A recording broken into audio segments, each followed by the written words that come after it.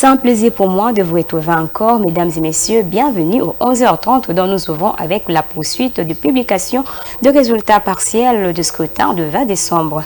La Commission électorale nationale indépendante continue de divulguer les résultats de la présidentielle de 2023. Pour le mercredi 27 décembre, la centrale électorale a publié les résultats partiels de 29 circonscriptions électorales situées dans plusieurs provinces de la République démocratique du Congo. Bien que partiel, ces résultats placent très largement en tête Félix Tshisekedi avec 77,5%. Regardez. Après 6 journées de compilation, Félix Tshisekedi toujours en tête avec 7 219 816 voix, soit 77,35%. Moïse Katumbi n'a toujours pas atteint 2 millions de suffrages. Il compte 1 466 503 voix, soit 15,71%, suivi de Martin Fayoulou à la 3e position avec 363 513, soit 3,89%. Le résultat publié le mercredi 27 des 39 circonscriptions électorales, entre autres Aketi, Bawele, Kamina, Olomami, Dekese Ilebo dans le Kasaï, Popokabaka, Bagata, Kingete, Lusambo, Lusamboville, Bukavuville, Lukunga ont permis à Félix Tshisekedi de s'arroger la part du lion. Présent à cette publication partielle des résultats de l'élection présidentielle, Noël Tiani, candidat président de la République, pense que les tendances publiées par la CENI reflètent la vérité des urnes. Je pense que les résultats que nous avons reflètent la vérité des urnes. Pourquoi? Parce que, étant donné qu'on proclame les résultats circonscription électorale après circonscription électorale, province par province, nous pouvons dire qu'à ce stade ici, sauf miracle, Félix Antoine Tshisekedi, que moi personnellement donc j'ai soutenu, il a gagné l'élection présidentielle à RDC sans conteste. À ce stade ici, il faut le proclamer donc le gagnant de cette élection présidentielle.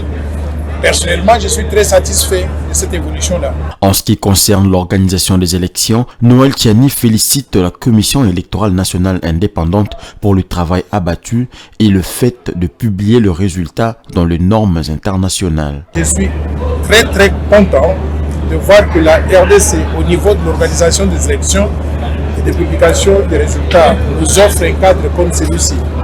C'est une première, non pas simplement en RDC, mais aussi en Afrique, et je peux dire donc dans le monde. Je voudrais sincèrement féliciter, remercier le président de la CENI, Denis Kadima, et toute son équipe pour ce travail qu'ils ont abattu pour amener la RDC à ce niveau de respectabilité dans l'organisation et la publication des résultats. Pour l'instant, la Commission électorale nationale indépendante a déjà rendu public le résultat partiel des 177 circonscriptions électorales sur les 179. Moïse Katumbi, quant à lui, n'attend pas saisir la Cour constitutionnelle pour contester les résultats de l'élection présidentielle, a déclaré mercredi 27 décembre son porte-parole Olivier Kamitato. Selon lui, cette institution ne pourra pas contredire les résultats issus de la fraude planifiée et organisée par les présidents de la Commission électorale nationale indépendante. Regardez. A mis en place une structure officielle de fraude allant de la CENI à la Cour constitutionnelle. D'ailleurs, toutes les organisations chargées du processus électoral ne sont présidées que par des éléments, des membres appartenant à la tribu de Félix Tshisekedi.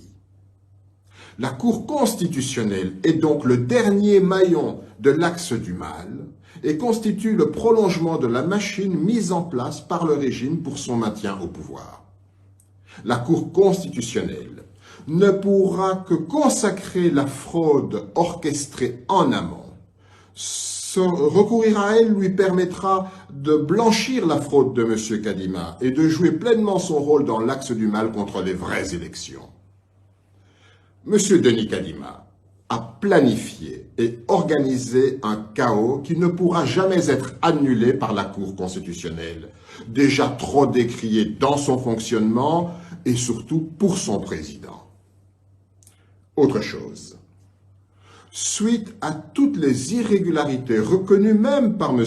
Denis Kadima, la CENI a décidé de créer une commission qui va enregistrer les dénonciations, investiguer, sanctionner et même annuler certains scrutins. Autre hypocrisie. Tout le monde sait très bien que M. Denis Kadima est l'auteur principal de ce chaos, certainement téléguidé par le bénéficiaire. Comment, raisonnablement, peut-on espérer que la CENI ou que M. Kadima mène une enquête objective? La CENI va-t-elle se transformer en témoin ou en mission d'observation? Il faut tout simplement annuler ces élections. Au Kasaï oriental, après plusieurs années passées dans l'obscurité suite à l'instabilité du courant électrique, la ville de Bujimayi, dans cette province, est enfin éclairée. La population de cette ville peut se frotter le main pour cette bonne nouvelle qui tombe juste à la fin de l'année 2023. Les travaux du barrage de Toubi-Toubidi pour l'électrification de la ville de Bujimayi et les territoires de Miabi dans le Kasaï oriental sont à l'étape de la mise sous tension pour la desserte de l'énergie électrique à domicile. Suivez.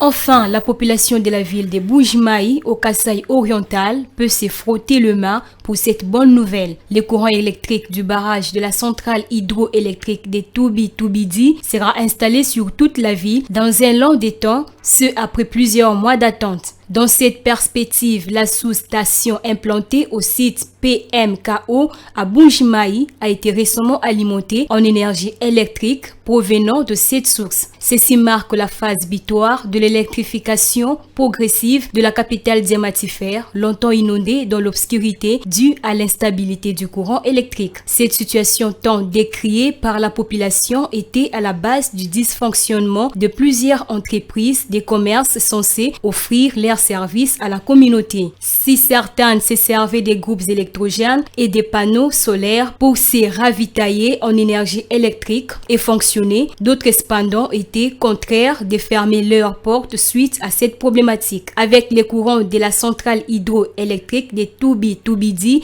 qui va bientôt éclairer la ville dans toute son entièreté, il n'y aura plus question de s'inquiéter. En somme, ces projets exécutés par la Société nationale de l'électricité SNEL et la concrétisation de l'une des promesses du président sortant Félix Tshisekedi faites à la communauté kassaïenne lors de ses récentes descentes en vue de pallier à la pénurie en énergie électrique. Le barrage de la centrale hydroélectrique de Toubi-Toubidi est situé au secteur de Tshilundu, territoire de Miabi, dans la province du Kasaï oriental. Nous terminons avec la société. Les prix des transports en commun du secteur privé et annonce à Kinshasa en cette période de fin d'année. Une majoration unilatérale à travers plusieurs trajets. La population lance des cris d'alarme auprès des autorités compétentes pour les solutions idoines afin de faciliter à cette population de pouvoir se déplacer en toute quiétude. Jocelyne Massiala et Déo Chilombo. La situation de transport en commun devient une véritable casse-tête pour les Quinoises et Quinois qui du jour le jour peinent pour se déplacer à cause du coût élevé des prix de course. Ils ne savent plus à quel sens se vouer. Le trajet Upen-Magasin qui coûtait avant les festivités 2000 francs congolais se paye actuellement jusqu'à 5000 francs congolais, voire 7000 francs congolais. La course en taxi-moto et 2000 francs congolais pour le taxi-bis. Selon la population, les conducteurs profitent de la courtoisie routière décrétée à la veille des élections et des fêtes de fin d'année pour pratiquer des tarifs illicites. Que les autorités nous présentent un autre mécanisme pour faire face à cette situation. Il y a majoration de prix à chaque heure.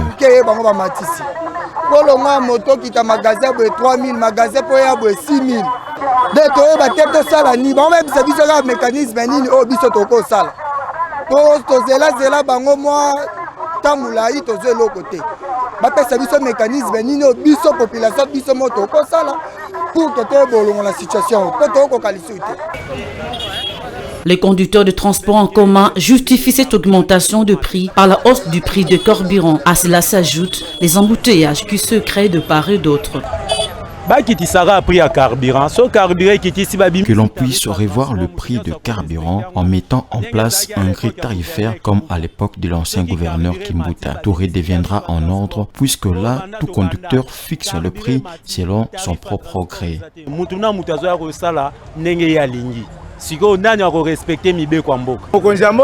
Nous demandons au chef de l'État de revoir les coûts de produits sur le marché. La vie devient trop chère et je ne peux que hausser le prix de la course pour compenser à cette situation. L'implication des autorités compétentes pour faire respecter la grille tarifaire telle que décidée par l'hôtel de ville est vivement attendue par les Quinoises et Quinois pour faciliter le déplacement de la population quinoise, surtout en cette période de festivités. C'est ici qui prend fin ces bulletins d'information le 11h30. Mesdames et messieurs, merci de nous avoir suivis. Bonne continuité des programmes sur votre chaîne Mandiko TV. Quant à moi, je vous présente mes vœux des meilleurs pour l'année 2024. Mandiko TV, une pensée en écrit.